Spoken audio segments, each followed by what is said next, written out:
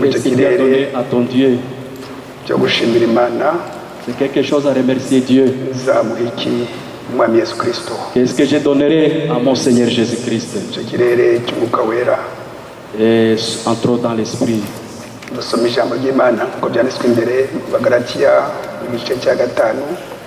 On va lire dans Galates chapitre 5.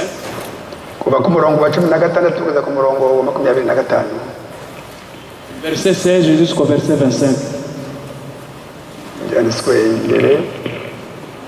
Galates 5, 16, 25, Abagalatia 5, 15 tugeza ku murongo wa 25. Tugiye mu kirere cy'umwuka wera ngo atuyobore twese tumve icyo atubwira twicishe bugufi. Entre dans l'esprit. Imirimo ya kamere n'imbuto z'umwuka. Le fruit de l'esprit. Ndavuga nti muyoborwe n'umwuka kuko aribwo mutazakora ibyo kamere irarikira, kuko kamere irarikira ibyo umwuka yanga, kandi umwuka yifuza ibyo kamere yanga kuko ibyo bihabanye. Icyo gituma ibyo mushaka gukora atari byo mukora, ariko niba muyoborwa n'umwuka ntimuba bitwarwa n'amategeko. Je dis donc, marchez selon l'esprit et vous n'accomplirez pas les désirs de la chair. Car la chair a des désirs contraires à ceux de l'esprit, et l'esprit en a des contraires à ceux de la chair. Ils sont opposés entre eux, afin que vous ne fassiez point ce que vous voudriez. Dore imirimo ya kamere igaragara n'iyi: gusambana no gukora ibiteye isoni n'iby'isoni nke, no gusenga ibishushanyo, no kuroga, no kwangana, no gutongana, n'ishyari, n'umujinya, n'amahane, no kwitandukanya, no kwiremamo ibice, no guhumanwa, no gusinda, ibiganiro bibi n'ibindi bisa bityo. Ndababwira hakiri kare nk'uko nababwiye kera yuko abakora ibisa bityo batazaragwa ubwami bw'Imana. Amen.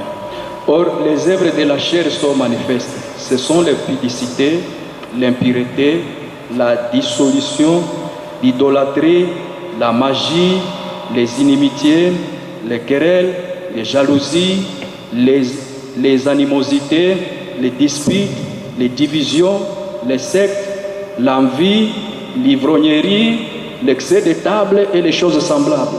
Je vous dis d'avance, comme je l'ai déjà dit, que ceux qui commettent de telles choses n'hériteront point le royaume de Dieu. Murongo 22. Ariko rero imbuto z'umwuka n'urukundo n'ibyishimo n'amahoro no kwihangana no kugira neza n'ingeso nziza no gukiranuka no kugwa neza no kwirinda. Imeze bityo n'amategeko abihana. Abakristo Yesu babambanye kamere niruba n'irari byayo. Niba tubeshwaho n'umwuka tujye tuyoborwa n'umwuka. Mais le fruit de l'esprit, c'est l'amour, la joie, la paix, la patience, la bonté, la bénignité, la fidélité, la douceur, la tempérance. La loi n'est pas contre ces choses. Ceux qui sont en Jésus-Christ ont crucifié la chair avec ses passions et ses désirs. Si nous vivons par l'esprit, marchons aussi selon l'esprit. Ne cherchons pas une vaine gloire en nous provoquant les uns les autres, en nous portant envie les uns les autres.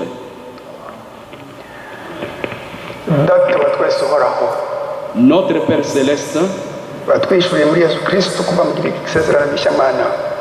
qui nous a mis en Jésus-Christ comme de nouvelles créatures, le créateur de toutes choses, le commencement et la fin, le roi de mana uhoraho mana nziza Dieu est bon. akira amashimwe yacu kuba dushoboje ngo tugere aha ngaha Reçois nos remerciements parce que tu nous as fait parvenir ici ngo tuze kumva ijambo ryawe pour écouter ta parole, risobanuwe n'umwuka wera mana interprétée par le Saint-Esprit, turyumvire mana et que tu puisses attendre par nous, Seigneur. duhindure mana kuba koko Ça nous abana change, bawe Seigneur. mana Que nous soyons réellement tes enfants. maze iminsi twiga mana nyagasani ku mwuka wera Ça fait des jours que j'enseigne ici le Saint-Esprit, Seigneur. twumvise yuko ukiri aha ngaha ku isi mana nyagasani watanze itegeko ryo kuvuka bundi bushya. Nous avons appris, Seigneur, quand tu étais ici sur la terre, tu as donné la loi de naître de nouveau. kuvuka bundi bushya ngo tubone umuryango mushya umuryango wawe Naître de nouveau pour que nous puissions vraiment être dans ta famille. ngo tube abiteka hamwe nawe mana Pour que nous soyons éternels avec toi, Seigneur. twumvise mana nyagasani Nous avons ko écouté, Seigneur Dieu, uwo mwuka wera que ce Saint-Esprit, ari isezerano ryacu mana que c'est notre promesse. ari ikimenyetso cyo gucungurwa C'est le signe de notre rédemption. ari ikimenyetso cyo kuba abaragwa bawe C'est le signe d'être tes héritiers. ari imbaraga zivuye mu ijuru twakira mana C'est la puissance de Jésus-Christ que nous ari recevons. umuryango ukinguye wawe mana C'est la porte ouverte, Seigneur. mana uhoraho mana nziza Dieu vivant, Dieu réel. mbega umugisha ukomeye mana Quelle bénédiction, Seigneur. ubushize mana nyagasani twabonye impamvu ki umwuka wera yatanzwe mana Nous avons vu pourquoi est-ce que le Saint-Esprit a été donné. umwuka wera yatanzwe ngo ukomeze gahunda yawe nziza yo kuducungura mana Le Saint-Esprit a été donné pour continuer ton programme de notre rachat, Seigneur. uture mu itorero ryawe Pour que nous soyons ton église, Seigneur. itorero ryawe ni umuntu ku giti cye mana nyagasani Ton église, c'est chacun individuellement. tugire imbaraga zikuvuyeho Et donne-nous la force, Seigneur, udutegure ngo uzabane nawe iteka ryose mana pour être éternellement avec toi, Seigneur. mana uhoraho mana nziza Dieu vivant, Dieu réel. tugiye kuvuga ku biranga wahawe umwuka wera Nous voulons maintenant parler de ceux qui montrent ceux qui ont le Saint-Esprit. uduhe kwicisha bugufi ngo tubyumve neza twisuzume mana dufite umwanya Aide-nous à twisuzume nous mana humilier, Seigneur, pour nous examiner. twumve neza ibiranga umuntu wahawe umwuka wera Et nous puissions réellement voir ceux qui manifestent ceux qui ont le Saint-Esprit. ngo buri muntu mana nyagasani ashyiremo imbaraga zose Que chacun uyakire uwo puisse mwuka wera mettre tous ses efforts pour recevoir le Saint-Esprit. mana uhoraho mana nziza Dieu vivant, Dieu réel. dushoboze tube koko umugeni wawe Aide-nous à réellement être ton épouse. utagira ikizingo utagira umunkanyari Qui sera sa tâche ni ride, witeguye kubana nawe iteka ryose mana préparée à être éternellement avec toi, Seigneur. akira amashimwe yacu mana nyagasani Reçois kandi nos umwuka wera remerciements. Que le Saint-Esprit atumanukiremo twese mana il nyagasani descende sur chacun de nous, Seigneur. twumve izi nyigisho mana Que nous puissions comprendre cet mu enseignement. izina rya yesu kirisito amen Au nom de Jésus-Christ, Amen. mana ibahe umugisha mwese Que Dieu vous bénisse tous. mana ibahe umugisha Que Dieu vous bénisse tous.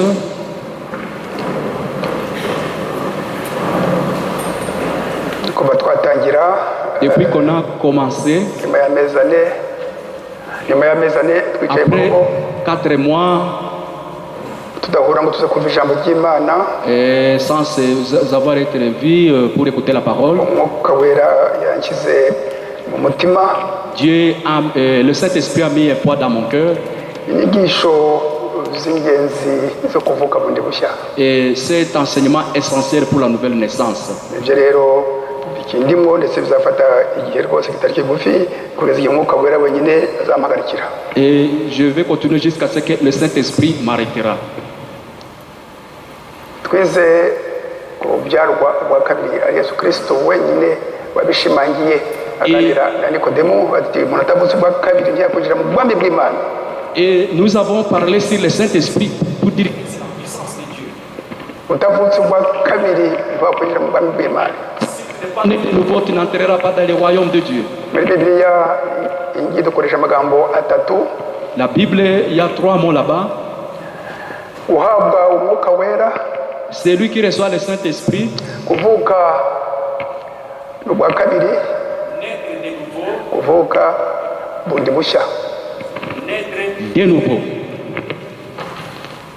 haleluya utavuze bundi bushya uracyari mu nzira yo kuba umukristo. Si tu n'es pas encore né de nouveau, tu es en route pour devenir chrétien.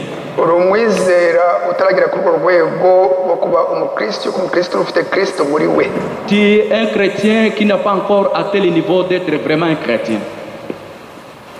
iyo uvutse bundi bushya ubaye urugingo rwa Yesu Kristo. Si tu es né de nouveau, tu deviens réellement une partie de Jésus-Christ. uri uwiteka. Tu es éternel. Alléluia. Amen. twayibonye bwa mbere, bwa kabiri tubona umwuka wera n'iki, ubona ko umwuka wera n'iki. C'est ce qu'on a vu avant, et puis après on a parlé sur qu'est-ce que le Saint-Esprit. twabitizeho cyane. On a vraiment traîné là-dessus. yuko umwuka wera Que le Saint-Esprit, ni ikimenyetso. c'est le signe. ikimenyetso ko umuntu ari mu ijambo ry'Imana. C'est le signe que quelqu'un est dans la parole. uko tubisoma mu Efeso igice cya mbere umurongo wa 13. Comme on le lit dans Éphésiens chapitre 1er verset 13. umwuka wera ni ikimenyetso cyo gucungurwa. Le Saint-Esprit, c'est le signe de notre rachat. uko tubisoma mu Efeso igice cya 4 umurongo wa 30. Comme nous lisons dans Éphésiens 4 verset 30. umwuka wera ni ikimenyetso cyo kuba umuragwa wa Yesu Kristo. Le Saint-Esprit, c'est être héritier de Jésus-Christ. kuko tubisoma mu Abaroma 8 igice cya 13. Comme nous le lisons dans Romains chapitre 13. umwuka wera niwe utugira abana b'Imana. Le Saint-Esprit, c'est ce qui fait de nous des enfants de Dieu. Abaroma 8:14. Et Romains 8, 14. umwuka wera Le Saint-Esprit, ni umufasha, c'est vraiment le consolateur.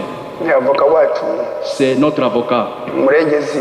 C'est notre avocat. nk'uko tubisoma muri Yohana 16 umurongo wa 17. umurongo Comme wa nous le 7. lisons dans Jean chapitre 16 verset 7. ni umufasha. C'est un consolateur. umwuka wera niwe uduha imbaraga zo kunesha iyi si, zo kunesha amadini, ngo tubivemo dusange umwami Yesu Kristo. ntabwo tubivamo ngo dusange umuntu uwo ari we wese. Le Saint-Esprit, c'est ce qui nous donne la puissance pour vaincre les péchés, la dénomination. Nous ne devons pas ressembler à qui que ce soit. ubushize rero twabonye ingingo nyinshi zigaragaza impamvu umwuka wera yatanzwe. La fois passée, nous avons vu beaucoup de points nous montrant pourquoi le Saint-Esprit a été donné. kuva Adamu na Eva bacumura, Depuis qu'Adam était racheté, Imana yashyizeho gahunda yayo yo kuducungura. Dieu avait mis son programme de rachat. iyo gahunda izasozwa igihe iyi si izavaho neza. Et ça finira quand le monde sera complètement racheté. iyo gahunda y'Imana, Ce programme de Dieu, niyo nzira Yesu yavuze ati ngewe nzira n'ukuri n'ubugingo. c'est là où Jésus a dit, c'est moi le chemin, la vie et la vérité. twe kujya mu nzira z'abandi bantu abo ari bo bose. N'entrons pas dans le chemin d'autres personnes. abize amashuri bakaminuza muri za teolojiya n'abandi bandi, Les gens qui étudient la théologie dans les universités, igihe bari hanze y'ijambo ry'Imana, ils sont en dehors de la parole de Dieu. nta muntu wapfuye ngo akize abantu abacungure, nta n'umwe ku isi. Personne n'a vécu mort et a sauvé les gens qui est revenu à la ndetse vie. Imana yonyine ashatse umubiri wa Yesu ikawuturamo, C'est Dieu lui-même qui est entré dans la vie de Jésus-Christ. Il a habité. uwo mubiri ukaba igitambo cyacu. Il est devenu notre sacrifice. akiri ahangaha kuri iyi si yatugaragarije urukundo rurenze. Et quand il était sur la terre, il avait un amour vraiment, un grand amour. ku musaraba adukiza ibyaha byacu, araducungura. À la croix, il nous a sauvés, il nous a rachetés. mu gupfa apfana nabyo ibyaha byacu byose, atsinda Satani mu kuzuka. Il a vaincu les diables maintenant en ressuscitant. azukana intsinzi ikomeye. Il est resté avec une grande amara victoire. iminsi 40 ahangaha kuri iyi si. Il a fait 40 jours ici sur la terre babashidikanya nka Toma n'abandi bandi bose, avec Thomas et les autres. aberekeye inkovu ze, inkovu resikatrice, aberekeye inkovu ze zo mu rubavu nayo yose. Il a montré toutes ces cicatrices. ariko aravuga ati hahirwa abizera Il a batabonetse. dit, heureux ceux qui croient sans avoir vu. Haleluya. Amen. iyo gahunda y'ubucunguzi kugeza ku muntu wanyu muzamwizera niyo yatumye umwuka wera avuga ati muri Yohana 16 umurongo wa 7, Là, dans Jean chapitre 16, verset 7, aravuga neza ati il a dit réellement que yohana 16 umurongo wa 7 aravuga ati Là, il dit, là, Jean chapitre ikibafitiye inyungu mwebwe il vous est avantagé, intumwa zanjye n'abizera vous les apôtres, ikibafitiye inyungu nuko nagenda il vous est avantagé que je m'en aille nkabahereza umwuka wanjye pour que je vous envoie mon esprit, ngo abafashe qu'il vous aide, abigishe qu'il vous enseigne. hepfo muhoro En bas, yohana 16 umurongo wa 12 Jean 16, maintenant verset 12, yohana 16 umurongo wa 12 au verset 12, ati ndacyafite byinshi byo kubabwira j'avais beaucoup de choses à vous dire. Vous ne ntimwabyihanganira pouvez pas les supporter. mutegereze uwo mufasha Attendez ces consolateurs uzabasobanurira byose ijambo ryose qui ry'Imana vont vous révéler akarisobanura. toutes les choses. Haleluya. Amen. mumutegereze Attendez-les. ibyakozwe n'intumwa igice cya mbere Actes des Apôtres chapitre 1er, umurongo wa 5 au verset 5. agiye kuzamuka ababwira ibintu bibiri Alors qu'il voulait monter, il a dit des choses. ati yohana mubatiza Jean Baptiste, yabatishije amazi umubatizo wo kwihana il vous a baptisé de baptême de repentance, ati ariko mwebwe mu minsi mike mais vous, d'après de temps, murabatirisha umwuka wera. vous serez baptisés du Saint-Esprit. Haleluya. Amen. mu minsi mike muzabatirisha umwuka wera. D'après de temps, vous serez baptisés du Saint-Esprit. le futur muzabatirisha umwuka wera. Vous serez baptisés du Saint-Esprit. ati cyakora Mais aho ngaho byakozwe mu gice cya mbere umurongo wa 8 ati cyakora il dit, mais umwuka wera ce Saint-Esprit zoha imbaraga vous donnera la puissance yo kumpamya de me témoigner Yerusalemu, de Jérusalem Samariya, à Samarie, Yudaya, en Judée, ati kugera ku mpera y'isi. jusqu'aux extrémités de la terre. bari batarabona umwuka wera igihe cyose babanye nawe. Et alors qu'ils étaient tout ce temps avec bari lui, batarabona umwuka wera ils n'avaient pas encore le Saint-Esprit igihe cyose babanye nawe. tout le temps qu'ils étaient avec lui. Haleluya. Amen. reka turebe noneho ibiranga umwuka wera. Voyons maintenant le fruit ni du ibintu Saint-Esprit. bitari bike, ibintu birindwi by'ingenzi. Ce sont des choses vraiment essentielles. ibiranga umwuka wera, Les fruits du Saint-Esprit, ibintu birindwi by'ingenzi. ce sont des choses essentielles. nasenze ngo buri mwana wese, buri mwizera wese, buri muntu wese wageze aha ngaha yisuzume, yiha amanota Et j'ai prié que muri ibintu birindwi. chacun puisse vraiment s'examiner, qu'il puisse se donner des ufatiye points kuri 0 hano, ugafata kuri 0 à partir de 0 ukagera ku 10, jusqu'à 10, 20 ku ijana, 20%, ugakomeza ukagera ku ijana ku ijana. Iyo ntego ya buri muntu, à 100%. kwiha amanota. buri muntu wese ku giti cye aziha amanota izi ngingo indwi tugiye kwiga. Que chacun puisse vraiment s'examiner, se donner des points sur ce qu'on va enseigner. niyo mpamvu tuza ngaha. C'est la raison pour laquelle nous venons ici. niyo mpamvu mufata umwanya mugasenga ijoro, tugategura, tugasenga. Prions. iyi nyigisho yo kwisuzuma ngo twihe amanota. Des points. nanjye ndimwo uri imbere yanyu mwene so muri Kristo. Moi aussi, ureba ingingo ya mbere, niba kamere yacu pour iyo tuvuyemo neza, voir vraiment si nous avons vraiment quitté notre nature. kamere yacu tuvuyemo neza. Notre nature réellement. tuzabisubiraho ya kamere dusoma mu Bagalatiya igice cya 5 Là, kuva ku murongo wa 19 kugeza ku murongo wa 21, de verset 19 jusqu'au verset turebe 21. iyo kamere neza yaratuvuyemo. Voyons très bien ces natures, ce qui est parlé là. ingingo ku yindi, Chaque point, chaque chose. bwa burakari bwawe, Cette kwa colère que tu kunegurana as, kwawe, cette critique, y'amazimwe yawe, ces choses que tu as, yakureba gusa ikintu kibi ku bandi, tout ce que tu vois qu'il n'y a que des mauvais dans les gens. ya kamere y'amanyanga, C'est corruption, y'ubuhehesi, d'adultère, y'ivangura, de division, y'inzangano. de la haine. wayivuyemo wakwiha amanota uteye hano ngeze 100%. Tu peux te donner toi-même des points, tu dis vraiment ici j'ai déjà quitté ça, ça fait 100%. uvuye muri ya kamere rero, tuzatinda noneho On va vraiment traîner là ku muntu uhawe umwuka wera, et on verra que celui qui a le Saint-Esprit, afite za mbuto iz'umwuka wera il a ses fruits du mu Saint-Esprit buzima bwe bwa buri gihe, dans sa vie quotidienne. atari ahantu hamwe ahandi akihisha, yabona abashyitsi agakora ibi ngibi, Pas seulement abashyitsi ici, bagenda l'autre ça ne va pas. buri gihe izo mbuto urazigaragaza, imbuto z'urukundo, Tout le temps, tu manifestes le fruit de l'amour, iz'amahoro muri wowe, de la paix en toi, iz'ubukiranutsi wowe de n'Imana la n'umutimanama justice wawe, avec Dieu, avec ta conscience, imbuto z'ibyishimo, le fruit de la joie, imbuto zo kwihangana, de patience. haleluya, Amen. imbuto z'ingeso nziza Des vertus de urazigaragaza koko, tu les manifestes réellement. iz'ubukiranutsi mu bihe ibyo ari byo byose.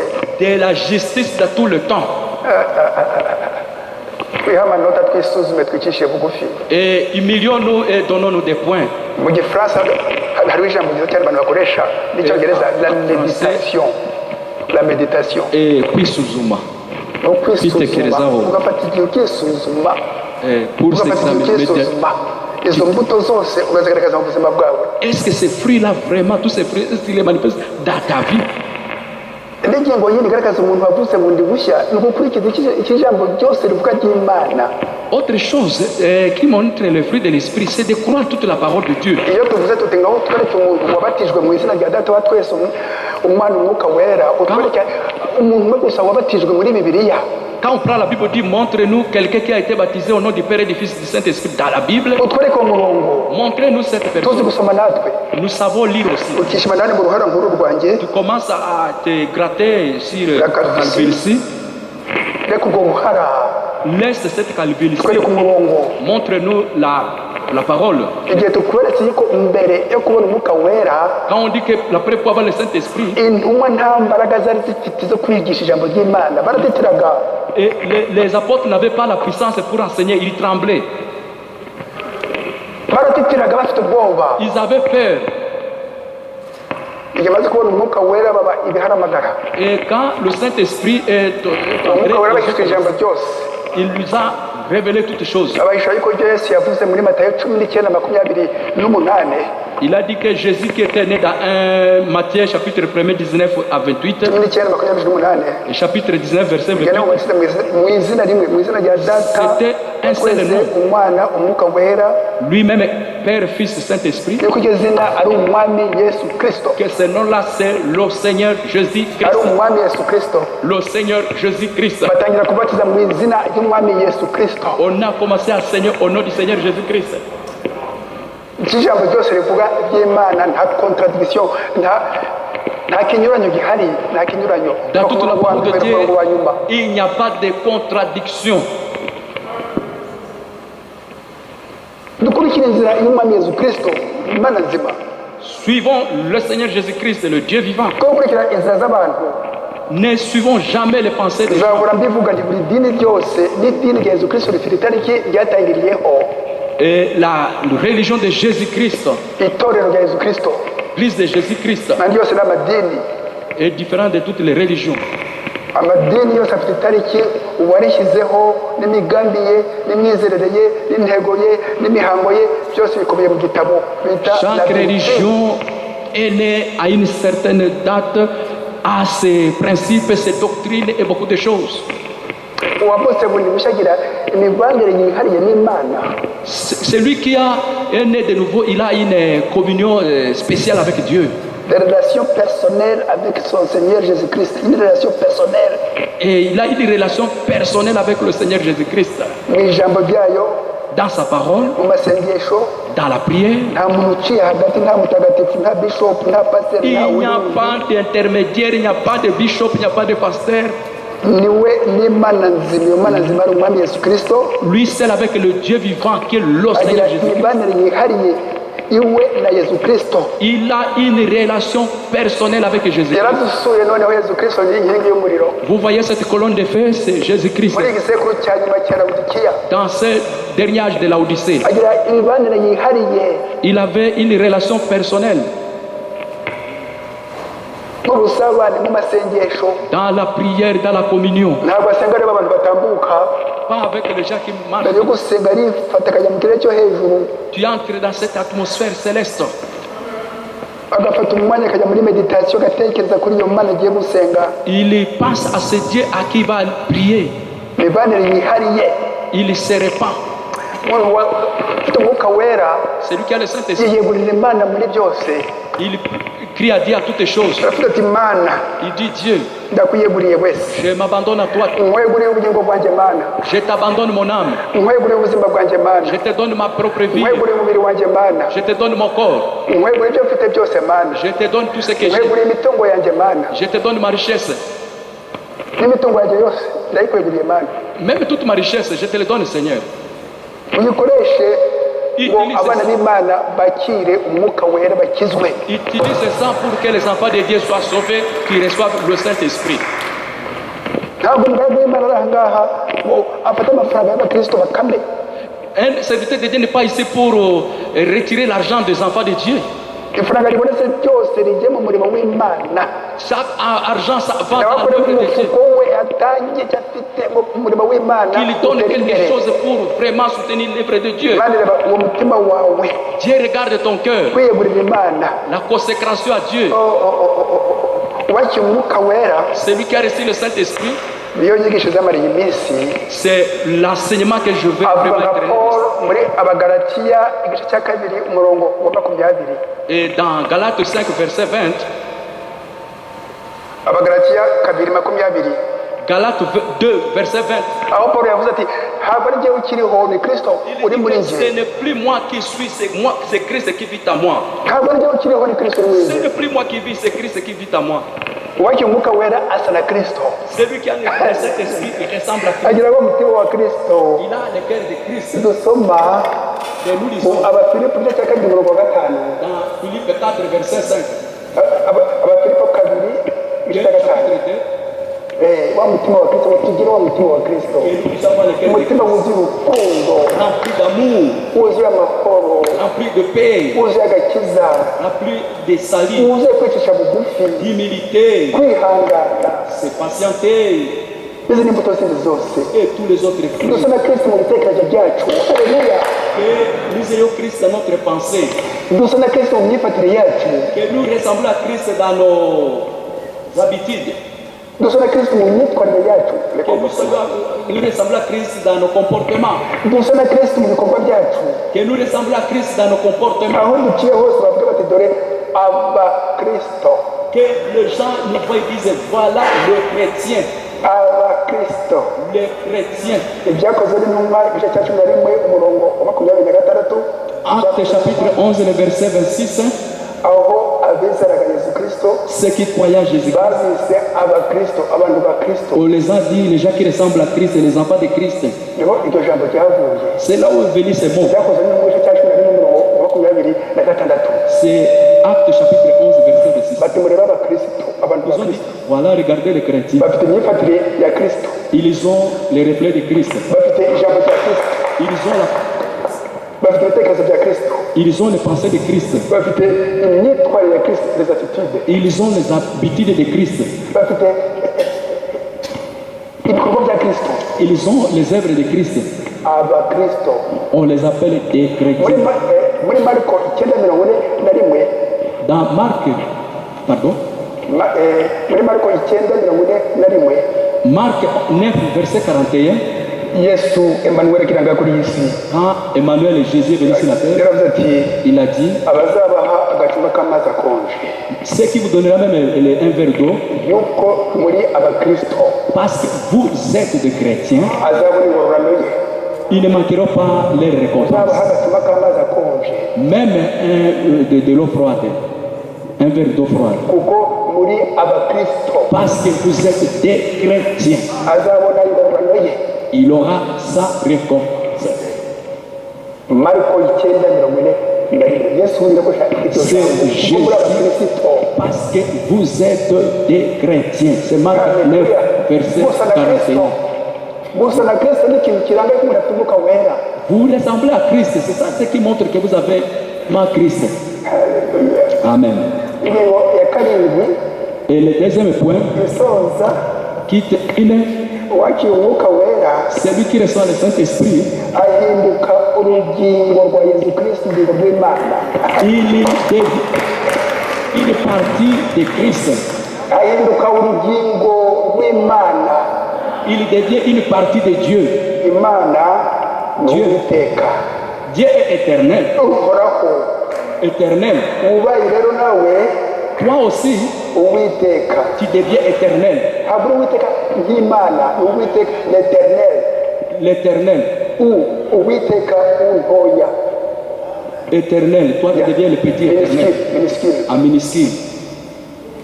uwiteka ni imana, ariko igihe ubaye nk'uru rutoki ari rwe murebe urutoki rwanjye, Et tu deviens comme son doigt. ugira kamere ya kimana, Tu as la nature divine. ntabwo ushakisha noneho, Tu ne te pries pas. ni nk'intama C'est comme une brebis bayikuraho ubwoya, ubundi bwoya bundi bukamera. où on lui enlève ses poils. nawe uri ubuturo bwa yesu kirisito uri muri wowe, Toi aussi, tu es le temple de Jésus-Christ qui vit en toi. uwo yesu kirisito urimo, uwo mwuka wera ukurimo arasohoka, agasohoka akigaragaza igihe cyose, Il sort, il se manifeste à tout le temps. nta n'imbaraga ubishyiramo, Il se manifeste. bikuva imbere bigasohokera hanze, Ça quitte dedans et ça sort à l'extérieur. birasohoka Ça sort. abantu bakabibona, Les gens le aho voient. uciye aho utuye, abantu bakabona ati nguyu mu Dans le kristo quartier. ni umwana w'imana. On voit que tu es un enfant de Dieu. izo ngingo rero indwi On verra toutes ces choses. zasenze J'ai prié. ngo dusome ijambo ry'imana, ubutumwa bwiza, On veut vraiment lire le message de l'œuvre. nk'uko yesu kirisito wenyine yabushyikirije umuhanuzi william marion branham, Parce que Jésus-Christ lui-même, il a donné ça à William Marion Branham. ashingiye kuri iri jambo ryera. À partir de cette sainte Bible, twumve izo ngingo indwi, voyons ces 7 points ibiranga uwahawe umwuka wera, pour voir celui qui a reçu le Saint-Esprit, le fruit du Saint-Esprit, le fruit du Saint-Esprit, ibiranga uwahawe umwuka wera. les fruits de celui qui a reçu le Saint-Esprit. buri ngingo ndabasaba nisaba nanjye Chaque point, je vous demande, et moi-même, y compris, dutekerezeho cyane twiha amanota, qu'on puisse, il faut y penser, se donner des points amanota ku ijana, sur 100%, umuntu arebe amanota afite. et que tu puisses voir si tu n'en as pas.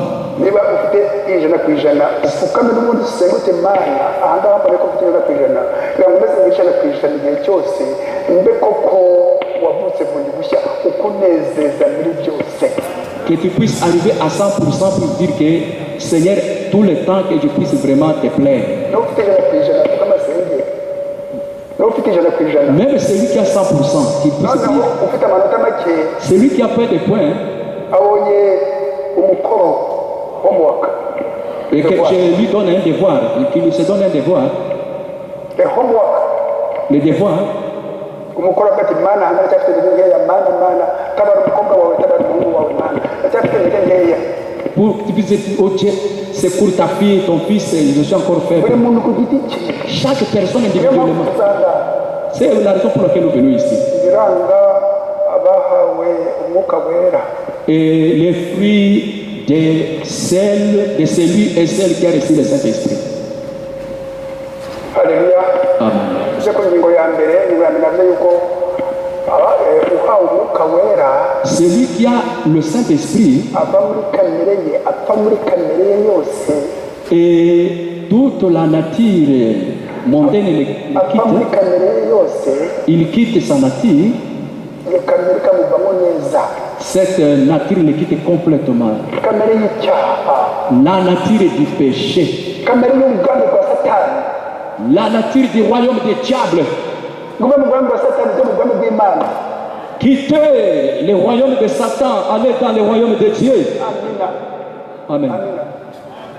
bwa mu bwami bwa satani niyo kamere ivemo ujye mu bwami bw'imana, Quittons là, allons dans le royaume de Dieu. ugire amahoro y'umutima, Que tu aies la paix dans ton ugire cœur, ubukiranutsi, de la justice. ugire urukundo rukunda imana, urukundo rukunda abantu, Que tu puisses aimer les gens, que tu puisses aimer Dieu.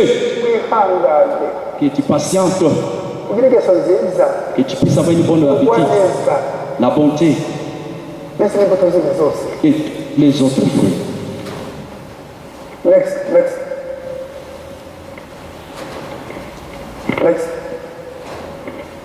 Les suivants. bavuze igifaransa ikinyarwanda no mu gifaransa bamara umwanya muto mu kinyarwanda bazamura igifaransa bamara umwanya muto bagarure mu kinyarwanda. Uhawe umwuka wera, celui qui reçoit le Saint-Esprit, ahinduka muri kamere ye, il est changé dans sa nature. apfa mu bintu bya kamere ya kera, Il met dans sa vieille nature. apfa muri kamere ye. Il met dans sa vieille nature. Reka dusome ibyo umuhanuzi atugezaho Lisons ce que le prophète nous dit. muri iki kibwiriza, votre vie est-elle digne de l'évangile? Ese ubuzima bwanyu buhwanye n'ubutumwa bwiza? Turasoma ibika bike. On va lire des paragraphes. Une French, bashyira mu gifaransa. Turasoma ibika bike, ibika biri mu gifaransa. On va lire quelques paragraphes. Igika cy'ijana na 39. Au paragraphe 139, mwumve muri data Branham umuhanuzi ko avuga. écoutez ce que dit Frère Branham. Alors, babajije ikibazo, que faisons-nous après que nous sommes nés de nouveau? Ese nyuma yo kuvuka bwa kabiri dukora iki? Que faisons-nous après que nous sommes nés de nouveau? Ese dukora iki nyuma yo kuvuka bwa kabiri? Beaucoup de gens me posent cette question. Abantu benshi bambaza icyo kibazo. Que devrais-je donc faire? Se nakora iki mwene data Branham? Iyo umuntu avuze bundi bushya kwigisha bundi bushya. Iyo umuntu avuze bundi bushya, ikise kandi ngora. Qu'est-ce que je peux faire encore après? Ni ibiki biza ariko? Qu'est-ce dois-je faire? Ibiza nyuma ni ibi. Qu'est-ce que je dois faire? Twumve igisubizo cy'umuhanuzi. Écoutons la réponse du prophète. Quand vous naissez de nouveau, Iyo uvutse bwa kabiri, toute votre nature est changée. kamere yawe yose irahinduka. Vous êtes mort aux choses auxquelles vous pensiez autrefois. Uba upfuye ku byo watekerezaga kera. Français. Avec ça français. Uba upfuye mu bintu watekerezaga kera. Uba upfuye mu bintu watekerezaga kera. Vous êtes mort aux choses auxquelles vous pensiez autrefois. Igika cya 150.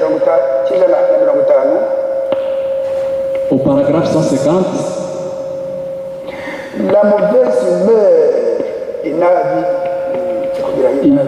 kugira inabi engendre la mauvaise humeur. bibyara inabi. Tout d'abord, vous savez, vous attristez le Saint-Esprit et vous l'éloignez de vous. Hanyuma murakaza umwuka wera ikajya kure yanyu. Nigize akantu kakujyamo kabi mukabura kuvamo. Si une mauvaise chose entre vous, vraiment le Saint-Esprit vous quitte. Icyo gihe umwana w'Imana rero abura amahoro muri we. Un enfant de Dieu manque la paix. Abura amahoro muri we. Il manque la paix en lui-même. Alors le Saint-Esprit s'envole. Umwuka wera arigendera. C'est vrai. Ni ukuri. La mauvaise humeur engendre la mauvaise humeur. Kugira amashusho mabi, kugira inabi ibyara inabi. Niba ufite inabi ibyara inabi.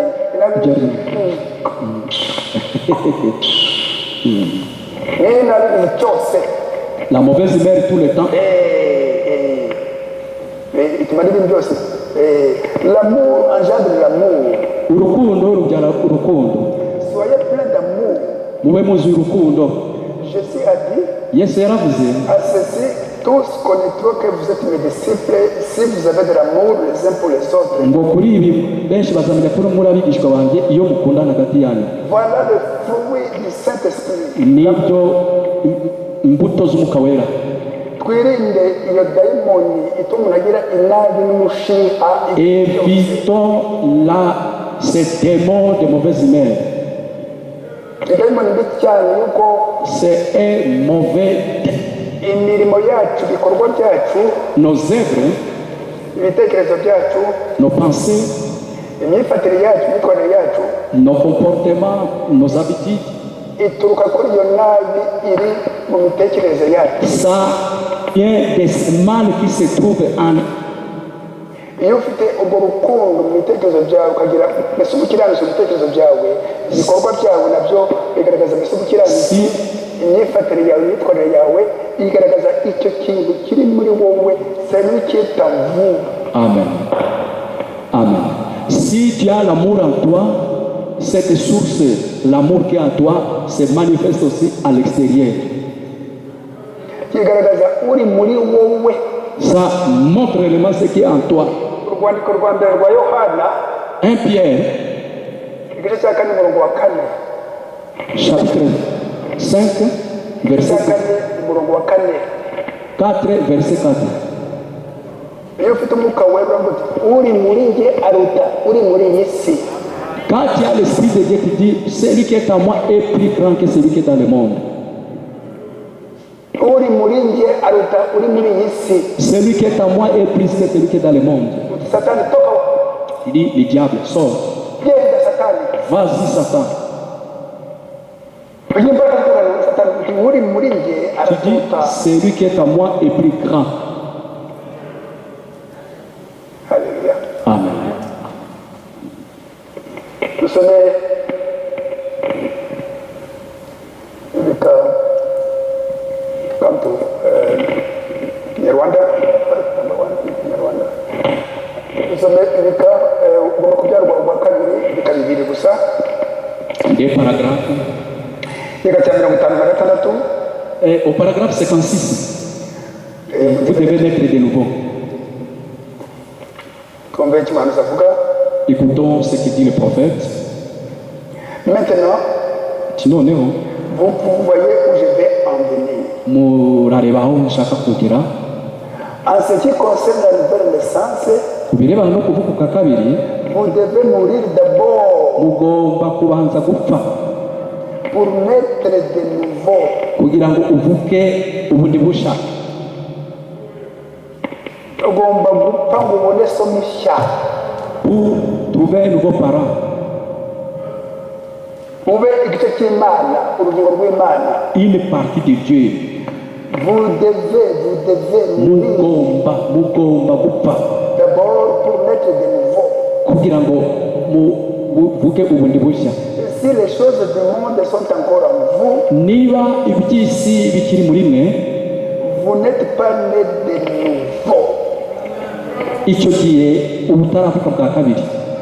Comment pourriez-vous prétendre être né de nouveau Wakwirata gute ko wavutse bwa kabiri tout en continuant à vivre avec les choses du monde dans votre cœur? iby'isi bikitugutuyemo?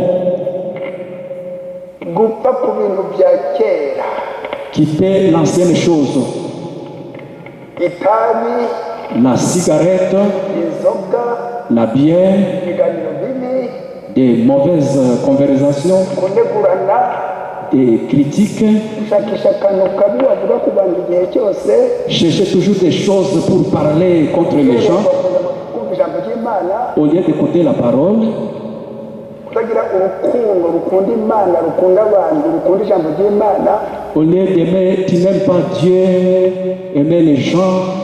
Ibyo bintu ngo bikuvemo burundu. Pour que ces choses te quittent complètement, icyo nisabye nabasabye kandi je vous ai demandé, moi-même, moi y compris, ni ukwisuzuma kureba koko niba twarapfuye kugira ibintu byose by'isi. et c'est vraiment s'examiner pour voir si réellement nous avons complètement quitté les choses du monde. igihe habaye umukino wa APR na Rayon Sport, Quand il y a le match de APR et Rayon Sport, ukaba uzi amatariki, ukaba uzi igihe bakinira, ukajya kuri televiziyo ukareba. tu connais tous les détails, tu te tiens devant la télé et tu commences à suivre. ibyo ni ibintu bya kera bikuri mwe. Ça, c'est la seule chose qui est encore en toi. umwanya wawe ugomba kuba umwanya wo gushaka ubwami bw'Imana. Tu devrais plutôt utiliser ce temps pour chercher les royaumes. ukabwira Imana ngo ushake ikigutunga n'umuryango wawe. C'est autre chose, c'est aller chercher le travail pour nourrir ta famille, ikigutunga n'umuryango wawe, même ta famille.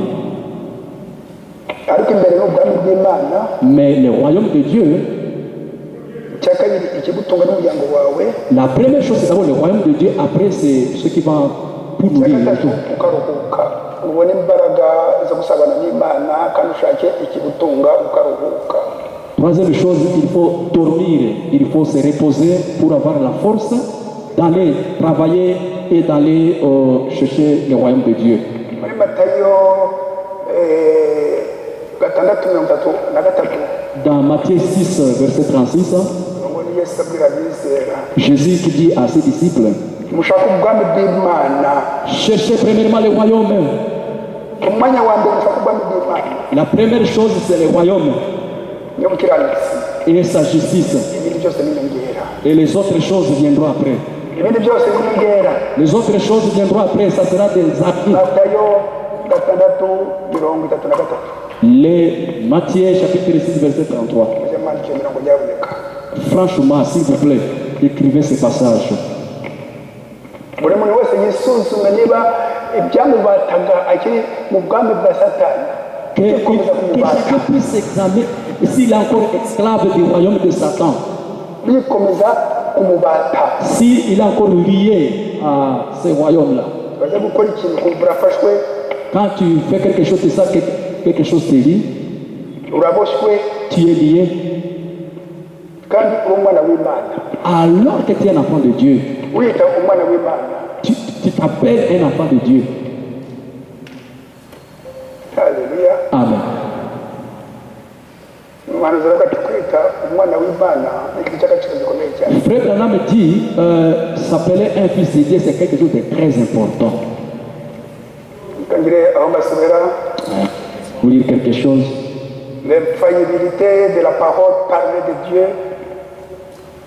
Kutaneshwa kw'ijambo ry'Imana, kutaneshwa kw'ijambo ry'Imana, l'infaillibilité de la parole de Dieu. Mwumve iki kintu mvuze umwana w'Imana ce que le prophète dit concernant l'enfant de Dieu, ni umuhanuzi c'est les prophètes ubivuga qui le dit lui-même.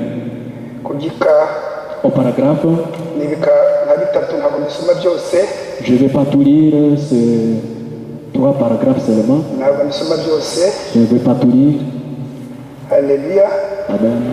Kuva ku gika cya 67 mwandike igika cya 67 Et c'est au paragraphe 67, écrivez cela, ukagera ku gika cya 69 et jusqu'au paragraphe 69. muzi yuko muri Amerika hari abirabura, Vous savez qu'aux États-Unis, les Noirs, Amerika y'Amajyaruguru, Canada, Amerika l'Amérique du yo Nord, hagati, Canada. yo hepfo, za Brazil, za Argentine hari abirabura tout le il y a des Noirs, bagiye kuva mu kinyejana cya 16, ils sont allés là à 7e siècle. abazungu bazaga no gufatana n'abacakara hano muri Afurika, Les Blancs sont venus chercher des esclaves ici en Afrique. bakabahambira bakabajyana Ils venaient là-bas. babe abakozi babo kandi badahemba. Et les hommes ont pu travailler sans être payés. Ubu ngubu hashize imyaka hafi 400. Aujourd'hui, c'est déjà 400 ans. gateye ku ijambo ariko ahangaha umuhanuzi aravuga ati N'entrons pas, mais écoutez mbese ce qu'il bageze faut. hano ubucuruzi, Et c'était hari pendant. amasoko manini cyane bagenda kugura abantu Ils avaient des grands marchés. n'igiciro amadolari 50. Ils fixaient des prix de $50. Muri abo bakozi hari mbese umwe nawe ufite abakozi ariko afite mbese umusore umwe uhora akeye akora neza yishimye. Quelqu'un qui vendait un esclave qui était toujours content, qui était toujours joyeux. Abaguzi baraza Les plans sont venus, bari gutoranya abantu, ils venaient chercher babona umusore ufite morale imeze neza, un garçon très joyeux là. baturanye badamushaka Ouais, nous voulons- ati ntabwo namugurisha. Celui-là, je ne peux pas le vendre. Mwumve neza, Écoutez très bien, ati ntabwo namugurisha. je ne peux pas le vendre. Impamvu ni iki? Ati namushaka. Pourquoi? Ati namugurisha. Je ne peux pas le vendre. Impamvu ni iki? Ahora yishimye igihe cyose, Pourquoi est-ce qu'il se réjouit tout le temps? aho abandi bantu le morale Et abandi c'est lui qui donnait la force, la joie, le courage aux autres. mu gifaransa hariho le morale ni imbaraga ni umwete. Et il avait le moral à lui, et il donnait aux autres aussi le moral. Il y a la morale, la morale, La morale, imyifatire myiza, imyitwarire et myiza, ça c'est des bons comportements. imyifatire myiza, imyitwarire myiza, c'est la morale. Et de bonnes vies, de bons comportements, c'est la morale. Mu gika cya mirongo itatu n'icyenda Au paragraphe 69, tugiye gusoma là où nous allons lire, baravuga ati il est dit, comment se fait-il que lui il a un comportement de loin plus noble que les autres? ni gute uriya aba anezerewe, aba ameze neza kuruta abandi bose? imyifatire myiza anezerewe kuruta abandi bose. Comment se fait-il? Ni gute uwo shebuja le patron, yaje kumenya impamvu. il a découvert la raison. Iyo mpamvu nta yindi mwumve, Écoutez la raison. iramwegereye ikavuga ati mpamvu kubura wishimye umeze neza, Le moral, l'esprit, c'est quoi? uri imbata kimwe n'abandi, Tu nta mushahara ufite kurusha abandi, n'as pas beaucoup de salaire que les autres. nta biryo byawe. Tu n'as pas une nourriture spéciale. Mwumve igisubizo cye. Écoutez sa réponse. Avuga ati mon père est roi d'une tribu en Afrique. Ati data ni umwami mu bwoko bwacu iriya muri Afurika. Bamufashe mbere On l'a pris avant, ariko se mais son père, ari umutware il était le roi.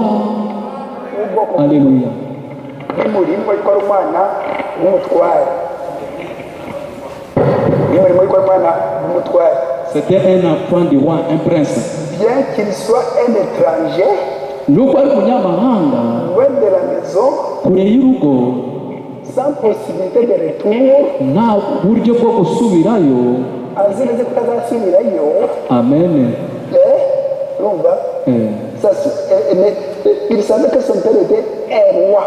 Yari azi neza ko se yari umwami, Qu'il est fils du roi. ko ari umwana w'umwami. Atazasubirayo nibura. Il ne va plus retourner. Ni umuhanzi ukuntu avuga, Écoutons le prophète. hommes et femmes, Abagabo n'abagore, conduisons-nous correctement. twitware neza. Bien que nous soyons esclaves sur cette terre, Nubwo twara imbata hano kuri iyi si, sachant que notre Père est roi. tumenye neza ko data ari umwami. Recevons sa parole. Twakira ijambo ryayo. C'est vrai. Ni ukuri, Nous pouvons être étrangers dushobora kuba sur la abanyamahanga terre ici, hano ku isi, mais comportons-nous comme des fils et des filles du roi. ariko twitware nk'abahungu n'abakobwa b'umwami. Amen. Amena. Twebwe tuzi yuko data adutegereje. Nous savons que notre Père nous attend. Umwami Yesu Kristo aradutegereje. Le Seigneur Jésus-Christ nous attend. aduha umwuka wera ngo dukomere kuri iyi si. Il nous donne le Saint-Esprit pour nous réconforter, imbaraga zo gutsinda ibishuko, pour vaincre les tentations, imbaraga zo gutsinda iyi si. pour vaincre les mondes. Ariko uwo nguwo we nta cyizere icyo kugaruka. Lui n'avait même pas l'espoir de Yo kubanza retourner. muri Amerika Il était esclave aux États-Unis. ameze neza igihe cyose, Toujours le moral, ameze neza, toujours bien. abandi bana bakoresha neza, Même qu'on les fasse travailler autrement, akamureba. les patrons les regardent. Abantu baza bateka tuba amafaranga menshi Il dit, ati donc, pourquoi t'as donné pour ça? Il dit non, mufitemo inyungu. nous avons intérêt à celui-ci. Bambaza ati impamvu kameze neza, Pourquoi est-ce qu'il est toujours bien? wayibuka yuko ari umwana Il se rappelle w'umutware qu'il wo est muri Afurika. le fils d'un roi de là où il provient. Abana b'umwami w'umwami Et il dit, nous sommes les rois, les fils des rois de udufasha roi. ngo tube abana be, Et nous soyons ses enfants. dufite amasezerano yo kubana nawe. Nous avons la promesse d'être avec lui. Haleluya. Amen, amen, amen. Ati mbega umugisha dufite. Il dit, quelle bénédiction nous avons. Murabyumvise Avez-vous écouté? ariko ise gusa ngo ari umwami gusa muri Afurika bikamuha imbaraga nyinshi. Cela, le fait seulement de savoir qu'il a un papa roi en Afrique, cela les réjouissait. Nkanswe twebwe uwo mwami Yesu Kristo aduha umwuka we, umwuka wera ngo Plus adufashe forte raison, tuzabane n'abiteka. nous, que Jésus va nous donner son esprit pour vivre éternellement avec lui. Ni iki Imana idakora ngo idukize? Dieu ne peut pas faire, vraiment. Ni iki idakora? Qu'est-ce qu'il ne peut pas faire? Haleluya. Amen.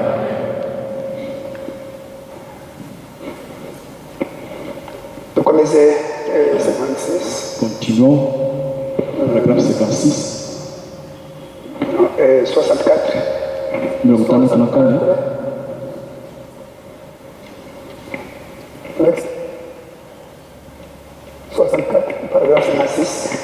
devez naître de nouveau mugomba kuvuka ubwa kabiri 64 na kane mirongo itandatu na kane. Ainsi par votre nouvelle naissance uko no kuvuka kwa kabiri vous avez un nouveau parent mufite umubyeyi mushya et une nouvelle nature. na kamere nshya. La vieille nature est morte Kamere ya kera ishaje et vous avez une nouvelle nature. mufite kamere nshya. Iyo tugiye kureba muri Matayo Quand nous voyons dans Matayo 7, 16, 17 16 murongo wa karindwi, Matayo 7, 7 verset 16, no muri Abagalatiya igice cya 5 kuva ku murongo 22 kugeza ku murongo 23. et dans Galates 5 verset Iyo 21. kamere y'Imana, Cette nature divine de Dieu, icyo kintu kigomba rwose kuranga umwana w'Imana. c'est ce qui est essentiel pour les enfants de Dieu.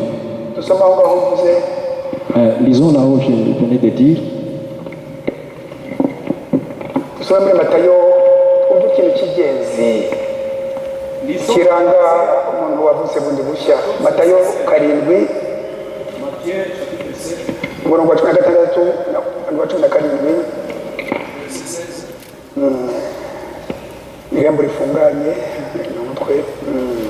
Muzabamenyera ku mbuto zabo, muzabamenyera ku mbuto zabo, imbuto z'umwuka wera. Tugiye gusoma Abagalatiya igice cya 5. Muzabamenyera ku mbuto zabo, umurongo wa 22. Pour les connaître pas des fruits. Donc là, nous sommes dans Galates, chapitre Matthieu 7, 16. 7, 16. Et puis 7, 22, 23. Vous ne les connaîtrez pas. Vous les reconnaîtrez à leurs fruits. Vous ne les connaîtrez pas leurs fruits. Vous avez ku mbuto zabo. 22. Benshi bazambaza kuri uwo munsi bati mwami mwami ntitwakoraga mu izina ryawe, ntitwirukanaga abadayimoni mu izina ryawe, ntitwakoraga ibitangaza byinshi mu izina ryawe. Nibwo izabinganye sinigeze kubamenya, nimumve imbere mwamuzi rimwe. Abangaba cyane cyane amadini de réveil adafite byose bakora ibitangaza, bahanura mu byuma, bagira bate bashiki bacu bajya bose bahanura, bati muri ngozi z'ibi sinigeze kubamenya. 22, 23. Plusieurs me diront à ce jour-là, Seigneur, Seigneur, n'avons-nous pas prophétisé par ton nom? N'avons-nous pas chassé des démons par ton nom? N'avons-nous pas fait des miracles par ton nom? Alléluia. Amen. Icy'ingenzi ni imbuto z'umwuka wera. La chose essentielle, c'est le fruit de l'esprit. Nta mwanya badusome zose. Izo mbuto ziri mu Bagalatiya igice cya 5 kuva ku murongo wa 22 kugeza ku murongo wa 23. C'est dans Galates chapitre 5, le verset 22 jusqu'au verset 23. Izo mbuto ni urukundo. C'est l'amour.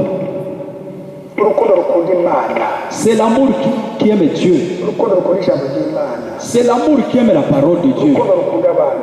C'est l'amour qui aime les gens. Urukundo ni iki? Ni ukwifuriza undi muntu ikintu cyiza, kandi icyo kintu cyiza n'agakiza n'ibindi bintu bindi byiza. Qu'est-ce que l'amour? L'amour, c'est souhaiter à l'autre une bonne chose. Et quelle est la bonne chose? C'est le salut. C'est la paix. Uganiye nawe ugusanze agukuraho amahoro igihe cyose. Il faut éviter celui qui peut t'enlever tout le temps la paix. No kuri telefone. Même au téléphone. Satani akoresha inyagwa ya telefone akayikoresha nabi. Les diables utilisent cette affaire de téléphone pour des choses qui blessent les gens. Des mensonges dans le téléphone. Et saleté dans le téléphone. Au nom de Jésus. Au nom du Seigneur Jésus-Christ.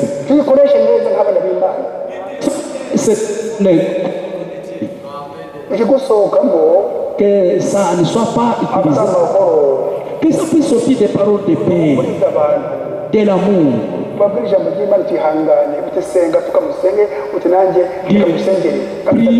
Prions ensemble. Je vais prier pour toi et toi tu vas prier pour moi.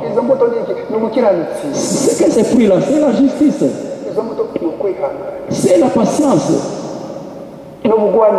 C'est la bonté et de bonnes habitudes. izi ni imbuto zindi zose nziza et tous les autres fruits. buri muntu wese yisuzumira izo mbuto Que chacun puisse vraiment s'examiner pour voir s'il a ces fruits. umuhanuzi avuga ngaha ati umudamu agafata na telefone agatanga akazimura agatanga abakirisitu muri telefone.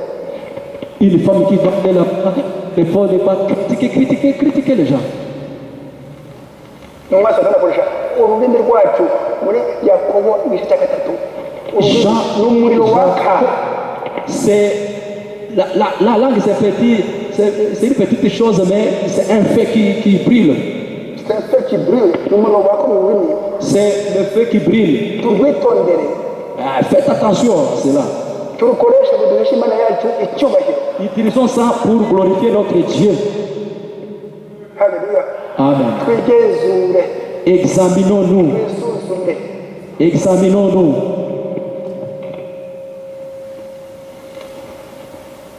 rukundo urwandiko rwa mbere rw'abakorinto igice cya 13. 1 Corinthiens chapitre 3. icyo gice cyose kivuga urukundo ruhebuje kuba ingenzi. Chapitre 13, si tu descends, on parle toujours de l'amour. urukundo ruhebuje byose kuba ingenzi. L'amour est au-dessus de toutes les choses, comme une chose très essentielle. Alléluia. Amen. muzasome mu rugo bibasabye. ingingo ya kabiri. Et deuxième point maintenant. ingingo ya kabiri, uhawe umwuka wera agaragaza imbuto z'umwuka wera igihe cyose. Celui qui a le Saint-Esprit, il manifeste le fruit du Saint-Esprit tout le temps.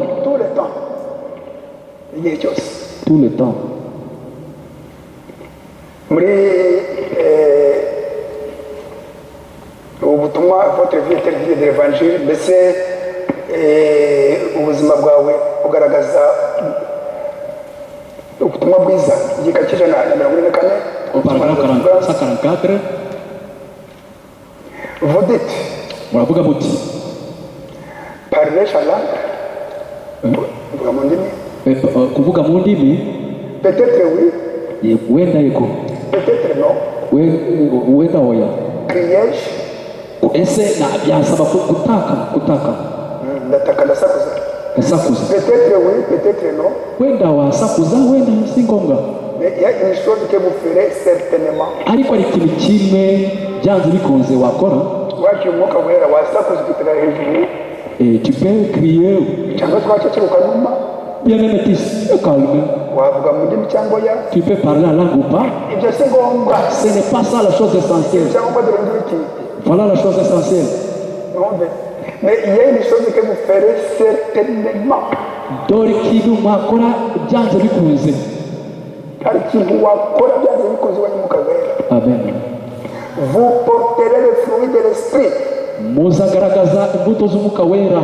l'amour, urukundo, la joie, umunezero, la paix, amahoro, la foi, kwizera, la douceur, ubwitonzi, l'humilité, kwicisha bugufi, la patience kwihangana et d'autres fruits. n'ibindi. wasimukira hejuru ukagera hejuru. Même si tu sautes, ibyo ntabwo ari ibyangombwa. ce n'est pas ça la chose essentielle. cyangwa imbuto z'umwuka wera. La chose essentielle sont les fruits de l'esprit. Alléluia. Amen. icyo cyangombwa. C'est ça la chose essentielle. 148. ijana na 48. le cœur umutima et le Saint-Esprit. ufite umwuka wera. le cœur qu'occupe le Saint-Esprit umutima urimo umwuka wera est rempli de sainteté. ubu yuzuye ubukiranutsi, ubwera, ukwera, de pureté. kwera. Il ne pense point au mal. ntatekereza ku kintu kibi. Il ne pense point au péché. ntago agitekereza mu byaha. Il croit toute la parole. wizera ijambo ryose. Il endure, il est patient. arihangana, ni umutima uhangana. uwo mutima wuzuye umwuka wera. Voilà le cœur rempli ntabwo du Saint-Esprit. watekereza ku cyaha, yuko icyaha umuntu amuzabitekerezaho. il ne pense pas encore au péché. aba ari umutima ukeye C'est un cœur pur wuzuye ijambo ry'imana qui est rempli de la parole, wuzuye imbuto z'umwuka wera. rempli des fruits de l'esprit. Haleluya. Amen, amen. Saa 52 Ijana na mirongo itanu na kabiri. ijana na mirongo itanu na kabiri. Ahangaha umuhanuzi aravuga ati abakozi b'imana bamwe Il dit d'autres serviteurs, ugira muri za biro zabo quand ils arrivent dans leur bureau, ugasanga amafoto y'abadamu bambaye ubusa, il y a des photos de femmes nues ugasanga ibindi bintu bindi et d'autres choses bidahambanije n'umuntu ufite umwuka wera. qui n'est pas vraiment conforme à quelqu'un qui a le Saint-Esprit. atangwa bakita abakozi b'imana. Il dit les serviteurs de Dieu. Ni abakozi ba satani, Ce n'est pas, ça, ce sont des serviteurs de Satan. ni abakozi ba satani. Ce sont des serviteurs de Satan. Haleluya. Amen. Souvenez-vous Mwibuke de n'importe ce que vous dites icyo mwambwira cyose avec des paroles éloquentes. n'amagambo meza, icyo wavuga cyose n'amagambo meza. Les actes sont plus éloquents que toutes les paroles. amen. Ibikorwa biruta ayo magambo meza. Ibikorwa nicyo kintu cy'ingenzi kuruta amagambo meza, ariko amagambo harimo iki? Ni uburiganya n'uburyarya. Ces bonnes paroles, il n'y a qu'une hypocrisie. Ibikorwa byawe n'ibyo abantu bareba n'ibyo n'Imana ireba cyane. Tes œuvres, c'est ce que Dieu voit. Muri Yakobo Dans Jacob, umurongo wa 26 au verset 26, ukwizera kutagira ibikorwa ni nk'umubiri udafite umwuka. et la foi sans les œuvres, C'est comme un corps sans âme. c'est comme un corps sans âme. La foi sans les œuvres, c'est comme un corps sans âme. Ukwizera kutagira ibikorwa Amen. ni nk'umubiri utagira ubugingo, utagira umwuka, aba ari umurambo. C'est un cadavre. Niho abakristo b'igihe cya Luteri, C'est là où les chrétiens des temps de Luther, Martin Luther, gatatu kajya ku ijambo ry'Imana, ubukiranutsi abeshwaho no kwizera. il dit les justes vivront par la foi. Wari umucyo muto w'igihe cyabo ngo ijambo rizuke ryose. Haleluya. Amen, amen. C'est là où un cœur pur, d'où sort la parole de Dieu. Uwagiye uwo mucyo muke, Il a reçu peu de lumière. batuganire kuri Bibiliya yuko niwe wazicyapishije, ni Martin Luther wazicyapishije ubwa Le mbere. prophète dit c'est Martin Luther qui a imprimé cette Bible. Mbere hari imizingo, Et il y avait seulement des rouleaux auparavant. imizingo bagenda bakira akazinga. Vous voyez, des rouleaux, c'est comme ça. Luther wazicyapishije C'est ya mbere. Martin Luther qui était le premier à imprimer. Yari gatolika, ari dogiteri muri teolojiya gatolika. Il était dans la théologie catholique. Umuhanga cyane, umuzabutumwa ukomeye cyane. Très intelligent, très intelligent. Umuhanuzi uko avuga mu bihe birindwi by'itorero, Le prophète dit dans les 7 âges de l'église, aravuga ngo yari umuhanga mwiza, umutima nawe umucira urubanza. et il était vraiment très intelligent, mais en lui il y avait la conscience. Avuga ati ibintu nigisha n'ahantu biri mu ijambo ry'Imana. Ce que j'utilise ici, je prêche, c'est la parole de Niyo Dieu. mpamvu Imana imushyiramo iyo nyota cyane, abivamo amakanzu yose arayafata. C'est la raison pour laquelle même les sultans, il a jeté ça. Ajya mu Budage aracika. Ajya mu Budage. Il est allé en Allemagne. Aravuga ati mukiranutsi abeshwaho no kwizera ijambo Il a commencé à dire les justes vivra par la foi w'igihe cyabo. dans le message de leur temps. Abizeye uwo mucyo ni umugeni wa Yesu Kristo w'icyo gihe. Ceux qui ont crié à ce temps-là, c'est ça l'épouse de Christ. Hagati y'umwaka 1520 n'umwaka 1750. C'était entre 1720 à 1750. Uwizera abeshwaho, umukiranutsi abeshwaho no kwizera. Les justes vivra par la foi. Wese yaraza, Imana iravuga iti Et Wesley est arrivé, Dieu dit, ok, umucyo wawe ta lumière, ni ukwiyeza. c'est la sanctification. Uwizera, umukiranutsi abeshwaho no kwizera, uko kwizera ni ugutanga ibikorwa. Wiyeze. Et il a dit, maintenant, pour se sanctifier, il faut les œuvres. la justification et la sanctification. La justification et la sanctification. Ni ukwizera no kwiyeza ngo tubifatanye. C'est mettre ensemble la foi et la sanctification ensemble. Ukwizera kutagira ibikorwa ni nk'umuntu utagira ubugingo, utagira umwuka. Et la foi sans les œuvres, c'est corps, un corps sans âme. aho ngaho ni hagati y'umwaka 1750 n'umwaka 1906. Là, c'est dans 1720, plutôt 1750 à 1800.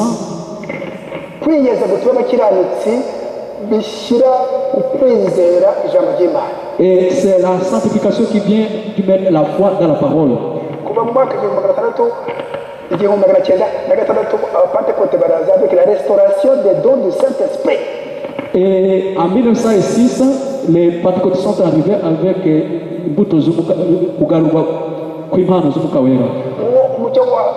c'est ça leur lumière. C'est là où, dans 1 Corinthiens chapitre 12,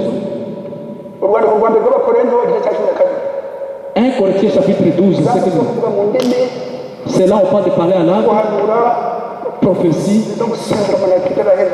sauter, se jeter par terre. La restauration des dons du Saint-Esprit. C'était leur lumière. Ceux qui l'ont reçu font partie du corps de Christ. C'est l'épouse de Christ.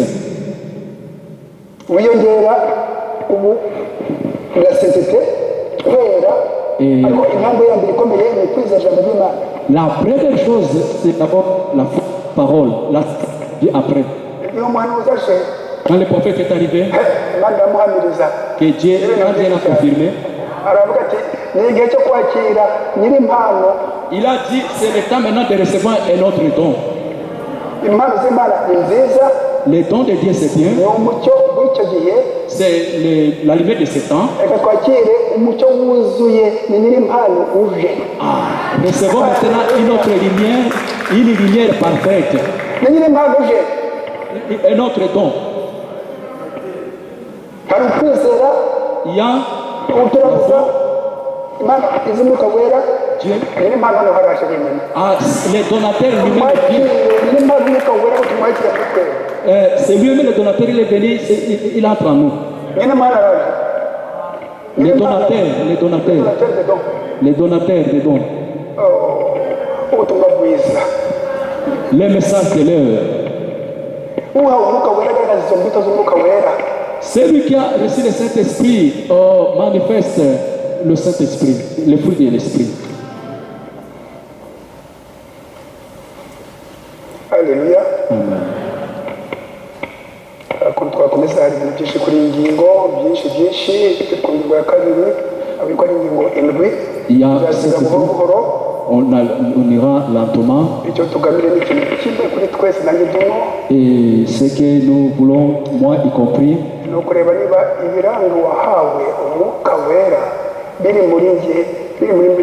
c'est de voir si les fruits de l'esprit sont dans mon frère, dans ma sœur et en moi-même.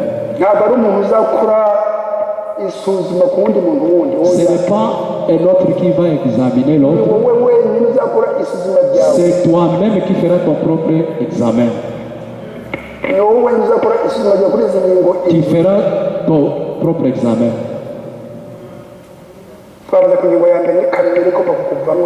Nous parlons de ce premier point, la nature qui... Et c'est très long.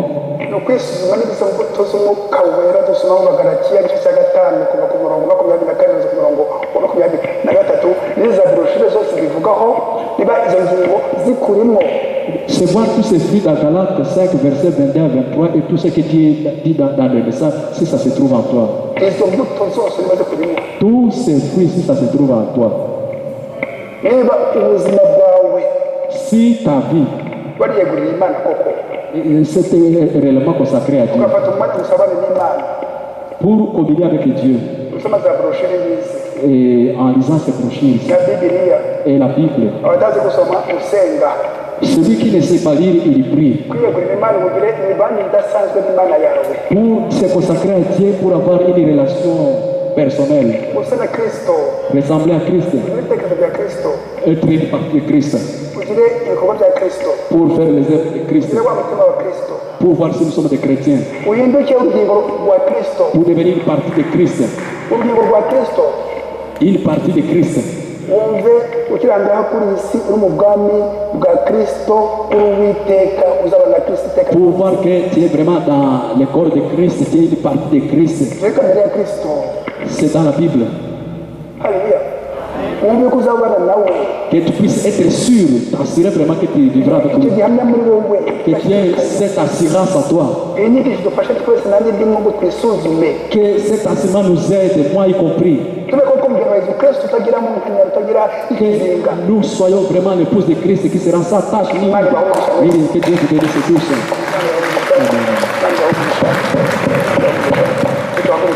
Mettons-nous debout pour prier. On va prier.